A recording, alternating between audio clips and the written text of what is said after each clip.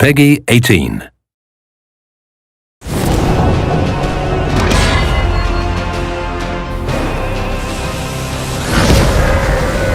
The Death Guard are Nurgle's greatest mortal champions. They are traitor space marines and have been utterly consumed by the corruptive powers of death and decay. Combining their own toxic plagues with mutations granted by the Bloom, they'll become powerful obstacles for the Grey Knights.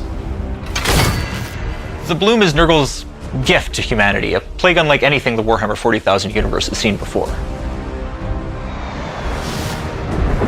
As a galaxy-spanning plague, Bloom seems to spread through corrupted seeds, objects carried by Nurgle's minions that radiate with a foul essence, corrupting and mutating any life nearby.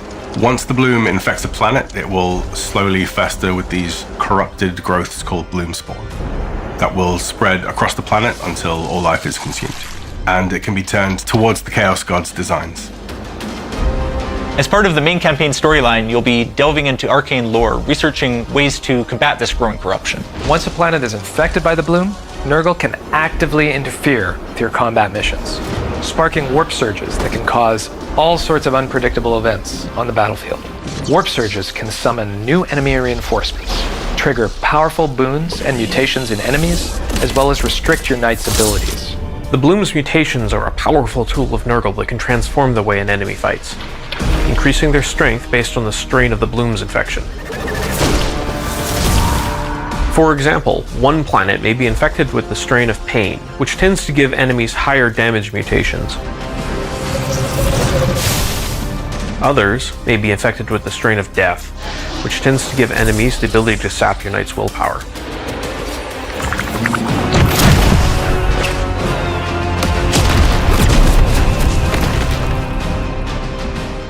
Another factor you'll have to contend with is that the longer the Bloom is left to corrupt a planet, the stronger and more frequent these incursions will become. It's crucial to manage the Bloom's outbreak at the strategic level. On board your strike ship, the Baleful Edict, you'll have limited resources to spend trying to contain the plague. You can focus on researching powerful stratagems and purity seal upgrades for your weapons and armor. That'll give you an edge in combat. But you can also spend resources on your ship, improving its ability to respond quickly to new combat missions, and suppress the Bloom's corruption. Against the forces of chaos, you will have to make difficult choices that can have far-reaching consequences in the overall campaign. Ensuring your strike cruiser is operating at its fullest potential is vitally important to your success.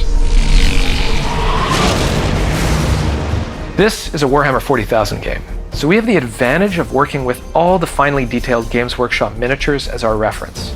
And the codexes give us a lot of material to work with as well. The armaments and abilities of the knights and enemy units have been tied tightly to the miniatures that influence them.